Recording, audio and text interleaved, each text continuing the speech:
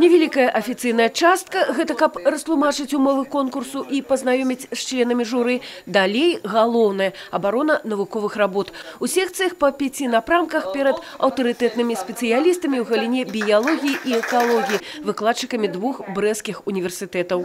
Это опыт для будущих конференций, для самоуверенности, для того, чтобы не бояться, не волноваться, чтобы чувствовать себя увереннее. Да, я вижу себя работающим в этом направлении.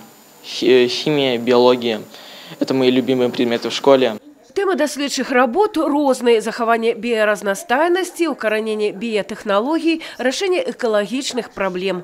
У нас в области работает более 70 научных обществ, которые занимаются более 2000 учащихся.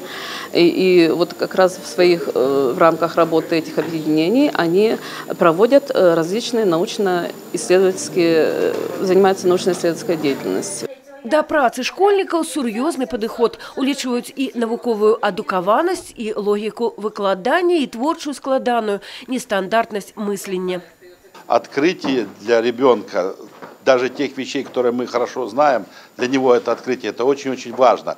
Когда он к этому пришел через свои руки, через свой ум, это остается навсегда. Перед членами журы складаная задача выбрать лепшие навуковые працы. Только 15 человек с 70 удельников спаборніцтва поедут на финальный конкурс биолого-экологичных работ. Он пройдет в лютом 2018 года в Минску. В прошлом году у нас было 3 победителя.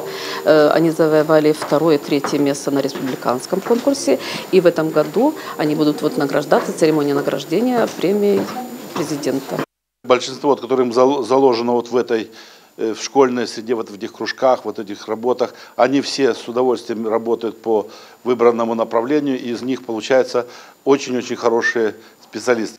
Жыццё доказывае, такие мерапрыемствы – адказная прыступка для будучага развіцця.